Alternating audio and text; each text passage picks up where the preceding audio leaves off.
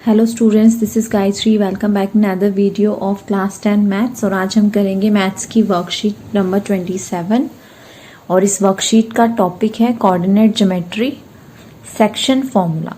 तो अभी हमने कोऑर्डिनेट ज्योमेट्री में डिस्टेंस फॉर्मूला किया था, अब है हमारा टॉपिक सेक्शन फॉर्मूला। सो वर्कशीट स्टार्ट करते हैं। वर्कशीट में सबसे पहले हमें दिया हुआ है, hey friends, I want to make a hanging garden in my balcony. I am fixing the poles A and B as shown. I want to fix another pole so that distance of pole P from pole B become twice as the distance from pole A। तो यहाँ पर ये बोल रहा है कि ये इसको एक हैंगिंग गार्डन बनाना है और उस हैंगिंग गार्डन में इसको पोल ए जो है वो हमारे पोल्स हो गए और पी भी एक हमारा पोल हो गया, बट वो जो पी पोल है वो ए और बी के बीच में इस तरह से है कि बी से पी का जो डिस्टेंस है वो ए पी के डिस्टेंस का ट्वाइस है। तो जब इस तरह से है और हमें अब ये बताना है कि P के जो कोऑर्डिनेट्स हैं वो क्या होंगे। तो इस तरह के जब हमारे क्वेश्चन होते हैं कि दो पॉइंट के बीच में एक पॉइंट होता है और हमें उसके कोऑर्डिनेट जो है वो फाइंड करने होते हैं, तो हम वहां पर यूज करते हैं सेक्शन फॉर्मूला का। So section formula is the section formula tells us the coordinates of the points which divides a given line segment into two parts such that their lengths are in the ratio m/n। तो यानी कि section formula क्या है, जैसे कि यहाँ पर हमने एक ए बी लाइन सेगमेंट लिया है, पी कोई पॉइंट है ए बी लाइन सेगमेंट के ऊपर और m और n रेशियो में p पॉइंट जो है इस पूरे सेगमेंट को डिवाइड कर रहा है। अब a के जो कोऑर्डिनेट है अगर वो है x1 y1, p के x, y और b x2 y2, तो हमारा जो सेक्शन फॉर्मूला होता है वो होता है, यानी कि अगर हमें p पॉइंट के कोऑर्डिनेट्स निकालने हैं तो हम कौन सा फॉर्मूला यूज करेंगे, सेक्शन फॉर्मूला। तो p के कोऑर्डिनेट्स को हमने क्या माना है यहाँ पे x, y, तो वो इक्वल होगा plus n x1 upon m plus n। इससे हमारी x की वैल्यू आ जाएगी और इसी तरह से हम y कैसे निकालेंगे, m y2 plus n y1 upon m plus n। तो ये है हमारा सेक्शन फॉर्मूला। तो अब इस फॉर्मूले को हम देखते हैं कैसे हमारे पास ये फॉर्मूला आया। यहाँ पर हमने एक लाइन सेगमेंट लिया है ए बी लाइन सेगमेंट पे P जो है एक पॉइंट है जो ए बी लाइन सेगमेंट को टू पार्ट्स में डिवाइड कर रहा है। सपोज ए की कोऑर्डिनेट यहाँ पर हमने लिया x1 y1, बी के कोऑर्डिनेट हो गए x2 y2 और P के कोऑर्डिनेट है x, y। और ये जो P पॉइंट है ये ए बी लाइन सेगमेंट को m1/m2 में डिवाइड कर रहा है। सबसे पहले हम क्या करते हैं, ए पी और बी से 3 परपेंडिकुलर्स ड्रॉ करते हैं एक्स एक्सिस के ऊपर। तो ए से हमने एक परपेंडिकुलर ड्रॉ किया, फिर पी से एंड देन बी से। अब ये जो तीनों परपेंडिकुलर ड्रॉ किए एक दूसरे के पैरेलल्स भी हैं। इसी तरह से हमने 3 परपेंडिकुलर ड्रॉ करे पॉइंट ए पी और बी से होते हुए जो कि वाई एक्सिस तक इंटरसेक्ट करते हैं, तो ये भी एक दूसरे के पैरेलल्स हैं। अब हम यहाँ पर देख सकते हैं कि जो हमारा फिगर है इसमें हमें 2 ट्राइंगल्स मिल गए हैं। अब हमें A P upon P B जो है वो हमने क्या लिया है, m1/m2 लिया है। तो A P upon P B जो है वो किसके इक्वल हो गया, m1/m2 के। अब ये जो हमने यहाँ पर कंस्ट्रक्शन किया है इससे हमें यहाँ पर 2 ट्राइंगल्स मिल रहे हैं फिगर में। एक है ट्राइंगल ए क्यू पी और दूसरा है पी बी सी। अब ट्राइंगल ए क्यू पी और पी सी बी जो है ये दोनों क्या है, एक दूसरे के सिमिलर है। कैसे सिमिलर है, एंगल क्राइटेरिया से, क्योंकि जैसा कि आप देख सकते हैं कि यहाँ पे दोनों एंगल जो है वो इक्वल होंगे, angle P Q A and angle B C P, क्योंकि दोनों कैसे एंगल है, 90 डिग्री के एंगल हैं। इसी तरह से क्योंकि ये पैरेलल लाइंस के बीच में एंगल बने हुए, एंगल पी ए क्यू और एंगल बी पी सी ये भी इक्वल होंगे। पैरेलल लाइंस के एंगल जो होते हैं इस तरह से वो इक्वल होते हैं। तो यानी कि दो एंगल जो है हमारे दोनों ट्राइंगल के अगर इक्वल आ गए हैं, कोरस्पॉन्डिंग एंगल्स इक्वल हैं, तो जो ट्राइंगल्स होते हैं वो कैसे होते हैं, हमारे सिमिलर ट्राइंगल होते हैं। तो ट्राइंगल ए क्यू पी जो है वो पी बी सी के सिमिलर हो गया। अब क्योंकि ये दोनों ट्राइंगल जो है एक दूसरे के सिमिलर हैं तो इनके जो कोरस्पॉन्डिंग साइड्स हैं उनके रेशो क्या होंगे, इक्वल होंगे। So P A upon B P is equal to A Q upon P C is equal to P Q upon B C. ये आ गई हमारी यहाँ से इक्वेशन 1। ए क्यू जो है वो किसके इक्वल है, ए क्यू को हम देख सकते हैं एक्स एक्सिस पे हमने यहाँ पे पैरेलल्स ड्रॉ किए हैं, परपेंडिकुलर ड्रॉ किए हैं, तो आर और एस के इक्वल होगा।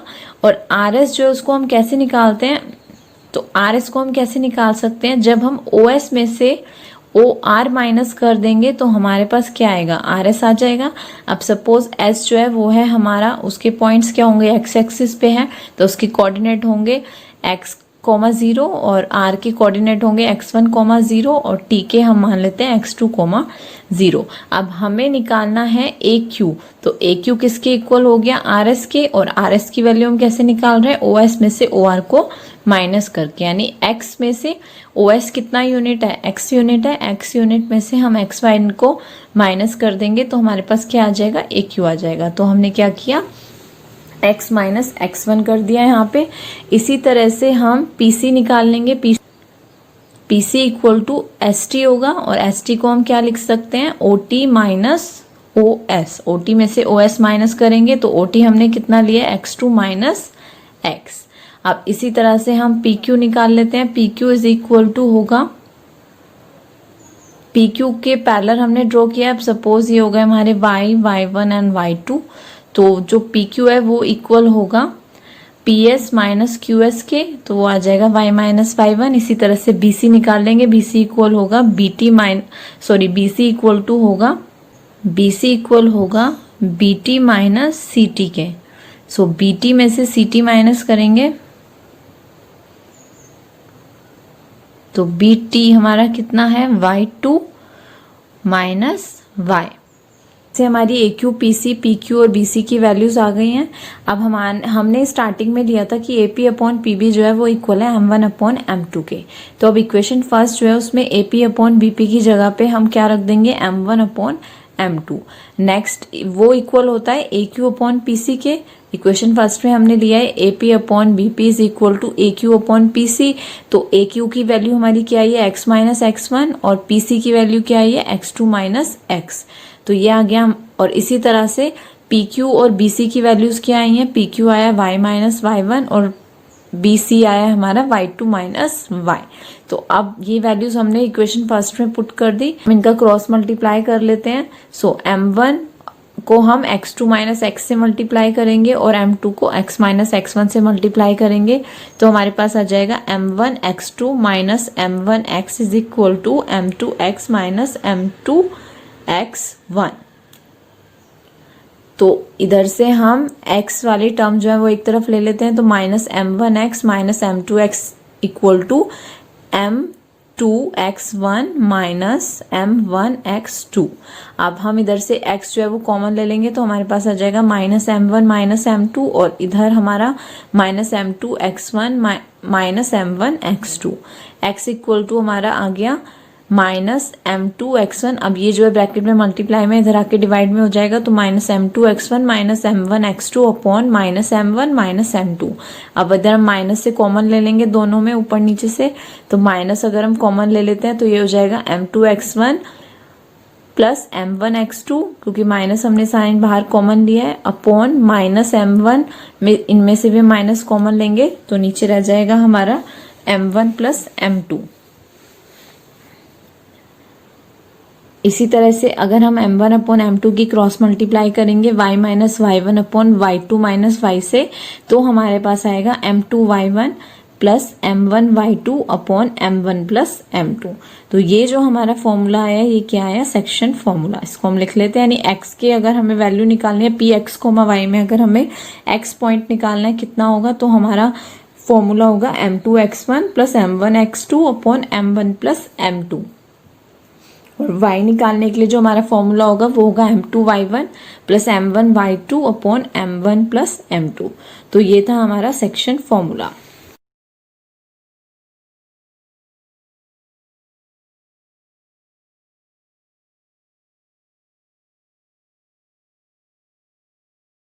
स्पेशल केस में क्या है, एक अगर मिड पॉइंट हो एक लाइन सेगमेंट पे, तो उसका जो रेशो होगा वो कितना होगा, 1:1 होगा। यानी वो 1:1 में ए बी को डिवाइड कर रहा है 2 पार्ट्स में। तो यहाँ अगर हम सेक्शन फॉर्मूला लगाते हैं तो हमारे पास आएगा M1 और M2 की वैल्यू हो जाएगी 1:1। तो यहाँ से हम फॉर्मूले में पुट करेंगे M1x2 plus M2x upon M1 plus M2 में अगर हम M1 M2 की जगह 1 रखते हैं तो ये हमारे पास आ जाएगा x2 प्लस x1, और नीचे M1 प्लस M2 करेंगे यानी 1 plus 1 upon 2। x1 plus x2 upon 2। इसी तरह से y अगर हमें निकालना है तो हो जाएगा y1 प्लस y2 अपॉन 2, क्योंकि मिड पॉइंट का जो रेशियो होता है 1:1 होता है। तो हम यहाँ पर डायरेक्ट ये वाला फॉर्मूला जो है वो अप्लाई करेंगे। नेक्स्ट हमें एक एग्जाम्पल दिया है, find the point P which divides a line segment A -6, 10 and B 3, -8 in the ratio 2:7। तो हमें पॉइंट P के जो कोऑर्डिनेट्स हैं वो फाइंड करने हैं, और हमें क्या दिया हुआ है, A और B के कोऑर्डिनेट्स दिए हुए हैं, और जो P पॉइंट है वो AB लाइन सेगमेंट को 2:7 में डिवाइड कर रहे हैं। तो यानी 2:7 हमारे क्या है, M1 एंड M2 है, और यहाँ से P के कोऑर्डिनेट्स यानी x, y हम मान लेते हैं, वो हमें फाइंड करने हैं। तो A जो है वो हमारा कितना है, -6, 10, तो इसको हम ले लेते हैं x1, y1, और 3, -8 जो है वो हमारे हो गए x2, y2। अब हम सेक्शन फॉर्मूला लगाते हैं यहाँ पे, x equal to m1 x2 plus m2 x1 upon m1 plus m2, और y इक्वल टू होता है m1 y2 plus m2 y1 upon m1 plus m2। अब यहाँ पे वैल्यू पुट कर लेते हैं। m1 कितना है हमारा, जो रेशो है m1 m2, m1 है हमारा 2, तो हम m1 की जगह 2 पुट करते हैं। इसी तरह से हम वैल्यूज जो है वो दोनों तरफ पुट कर लेते हैं, x की और y के लिए। अब हम दोनों तरफ x2, x1 और y1, y2 की वैल्यूज पुट कर लेते हैं, और m1, m2 की भी पुट कर लेते हैं। 2 और 7 हमें दिया है, जहाँ जहाँ पर m1, m2 है वहाँ हम 2 और 7 रखेंगे। अब इनको हम सॉल्व कर लेते हैं। x इक्वल टू 2 3 ज़ा 6, 7 6 ज़ा 42, प्लस माइनस -42 अपॉन 7 और 2 हो गए 9। 42 में से 6 को माइनस करेंगे आएगा -36 अपॉन 9, इसको काट देंगे तो आएगा -4, यानी डिवाइड करके आया -4, तो x आ गया -4। इसी तरह से y निकाल लेते हैं सॉल्व करके। 8 2 ज़ा 16, -16 प्लस 70 अपॉन 9, तो 70 में से 60 माइनस करेंगे क्योंकि प्लस माइनस माइनस, तो 54 अपॉन 9, 9 से 54 को डिवाइड करेंगे तो आ जाएगा 6। तो यानी हमारे पॉइंट्स आ गए -4, 6। तो P का जो कोऑर्डिनेट है हो गए वो हो गए -4, 6। अब नेक्स्ट हमें वर्कशीट में फाइंड करने हैं मिड पॉइंट। तो यहाँ पर हमें दिया हुआ है, एक पॉइंट है -3, 4 और दूसरा पॉइंट है -5, 6, और P जो है वो उसके मिड में है, और उसके हमें कोऑर्डिनेट्स जो है वो फाइंड करने हैं। हमने अभी किया था कि मिड पॉइंट जब होता है तो जो उसका रेशियो है वो 1:1 हो जाता है, तो हम directly x1 plus x2 upon 2 करके x का वैल्यू निकाल लेंगे, और इसी तरह से y1 प्लस y2 करके y की, और इसी तरह से y1 प्लस y2 अपॉन 2 करके y की वैल्यू निकाल लेंगे। अब यहाँ पर हमारा x1 और x2 कितना है, -3 एंड -5 है, तो -5 प्लस -3 अपॉन 2 हमने पुट किया, और इसी तरह से y1 एंड y2 कितना है हमारा 4 एंड 6, तो ये हो गया 6 प्लस 4 अपॉन 2। तो यहाँ से हमारे पास आ जाएगा, इन दोनों को प्लस करेंगे, माइनस प्लस माइनस हो गया -5 -3 अपॉन 2, और इधर हो गया 6 अपॉन 10 अपॉन 2, तो ये हमारा आ जाएगा -8 अपॉन 2, 2 4 ज़ा 8, -4, और ये आ गया 2 5 ज़ा 10। तो यानी हमारे जो कोऑर्डिनेट है P के वो आ गए -4, 5। अब इसी तरह से वर्कशीट में पूरी हमें टेबल दी हुई है, और इसमें जो हमें मिड पॉइंट है उसके वैल्यूज निकालनी है। हमें दिखाया हुआ है करके -3, 4 है, तो x1 हो गया -3, और b में x2 कितना है -5, इसी तरह से y1 है हमारा 4 और y2 है 6। तो अब हम इसमें मिड पॉइंट्स कैसे निकालेंगे, x1 प्लस x2 अपॉन 2 और y1 प्लस y2 अपॉन 2। तो x1 प्लस x2 कितना हो जाएगा, -3 प्लस -5 अपॉन 2, यानी -8 अपॉन 2 इज इक्वल टू, काट इसको डिवाइड करेंगे तो आएगा -4। इसी तरह से y2 और y1 को प्लस करेंगे तो हमारे पास आ जाएगा 6 प्लस 4, 10 अपॉन 2, 2 से 10 को डिवाइड किया आया 5। इसी तरह से हमें ये 2 3 4 जो है वो भी जो टेबल, इसी तरह से 2 3 4 जो है टेबल में हमें फिल करना है इनको भी। अब सेकंड में हम देखते हैं x1 और x2 कितना है, 4 एंड -4 है, y1 एंड y2 कितना है, 5 एंड 7 है। तो इसमें हम मिड पॉइंट निकाल लेते हैं। x1 प्लस x2 कितना हो जाएगा, 4 प्लस -4 अपॉन 2, और ये हो जाएगा 5 प्लस 7 अपॉन 2। 4 - 4 हो गया हमारा 0 अपॉन 2, ये आ जाएगा 0, और 5 प्लस 7 हो गया 12 अपॉन 2, तो ये आ जाएगा डिवाइड करके 6। तो मिड पॉइंट आ गए हमारे 0, 6। इसी तरह से थर्ड में x1 और x2 कितना है 7 एंड -3 है, y1 एंड y2 6 एंड 4 है। तो यहाँ पर x1 प्लस x2 हमारा कितना आ जाएगा 7 प्लस -3/2 और इधर आ जाएगा 6 प्लस 4/2। तो 7 प्लस -3/2 ये हो गया 4/2 और इसी तरह से इधर हो जाएगा 6 प्लस 4 10/2 डिवाइड करेंगे 5 और इधर आ जाएगा 2। तो ये हमारे पॉइंट्स आ गए मिड पॉइंट 2,5। लास्ट है फोर्थ हमारा, इसमें x1 x2 कितना है 2 एंड 4 है और y1 y2 है -5 एंड 9। तो यहाँ पर हम इसको मिड पॉइंट निकाल लेते हैं। 2 प्लस 4/2 कितना हो जाएगा 6/2 यानी कि 3 और -5 प्लस 9/2 ये हो जाएगा हमारा, माइनस करेंगे तो 4/2 यहाँ से आ गया 2। तो ये पॉइंट्स आ गए हमारे 3,2। अब हमें वर्कशीट में 2 क्वेश्चन दिए हैं जो हमें अपने आप करने हैं। तो question number first is find the coordinates of the point which divides the join of -1,7 and 4,-3 in the ratio 2:3। तो हमें यहाँ पे 2 पॉइंट के कोऑर्डिनेट्स दिए हुए हैं -1,7 एंड 4,-3 और इनके बीच में ही एक पॉइंट और है जो इस पूरे अगर लाइन सेगमेंट को हमने 2 पार्ट में डिवाइड किया है तो वो पार्ट जो है वो 2:3 में है।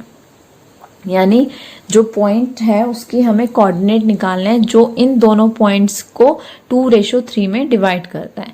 तो ए बी हमने मान लिया कोई यहाँ पे एक लाइन सेगमेंट है, पी पॉइंट है जिसके कोऑर्डिनेट हमें निकालने हैं। तो हमने यहाँ पर x, y ले लिए हैं और पी ए पी और पी बी का जो रेशो है वो हमें दिया हुआ है 2:3 यानी m1 एंड m2 कितना है 2 एंड 3। अब हमें पी x, y निकालना है। तो पी एक्स वाई कितना हो जाएगा, x का फॉर्मूला क्या था हमने सेक्शन फॉर्मूले में किया था m2x1 plus m1x2 upon m1 plus m2 और y का हो जाएगा m2y1 plus m1y2 upon m1 plus m2। तो अब इनको हम इसमें वैल्यूज पुट कर लेते हैं, दोनों तरफ वैल्यूज पुट करके हमारे पास आएगा -3 प्लस 8/5 और इधर आ जाएगा 21 माइनस 6/5। इसको माइनस करेंगे 8 में से 3 को तो 5/5 डिवाइड करेंगे 1 और 21 माइनस 6/5 को सॉल्व करेंगे तो आएगा 15/5 डिवाइड करेंगे तो 3। तो यानी x और y हमारे कितने आ गए 1,3। तो ये वो पॉइंट की वैल्यू आ गई जो ए बी को 2:3 में डिवाइड करता है।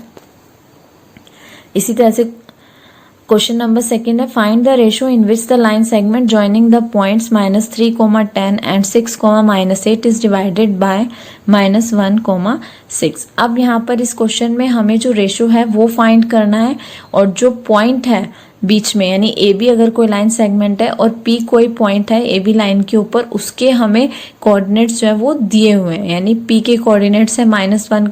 तो पहले हमने एक लाइन सेगमेंट ड्रॉ किया। अब इस लाइन सेगमेंट में हमने ए और बी 2 पॉइंट्स लिए। ए के कोऑर्डिनेट्स है -3,10 और बी के कोऑर्डिनेट्स है 6,-8 और पी कोई पॉइंट इसी लाइन सेगमेंट में है जो उसका जो रेशो है जो ए पी और पी बी का जो रेशो है वो हमें फाइंड करना है और पी के कोऑर्डिनेट्स जो है वो हमें दिए हुए हैं यहाँ पे -1,6। तो हमने रेशो हमें नहीं दिया तो उसको हम मान लेते हैं m1 रेशो m2। ये हो गया हमारा x1 y1 xy x2 y2।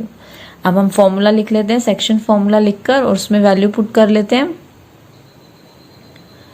अब x की वैल्यू -1 है और इधर भी हमने सारी वैल्यूज पुट कर लिए हैं तो हम क्या करेंगे इनका क्रॉस मल्टीप्लाई कर देंगे। तो क्रॉस मल्टीप्लाई करके हम इसको सॉल्व करेंगे। m1 एक तरफ ले जाएंगे, m2 वालों को एक तरफ ले जाएंगे। तो ये हमारा आ गया 7m1 is equal to 2m2। अब m1 के नीचे m2 को ले आएंगे डिवाइड में और इधर 2/7 हो जाएगा, उधर 7 मल्टीप्लाई में इधर आके डिवाइड हो जाएगा। तो यानी m1 और m2 का रेशो कितना आ गया 2:7।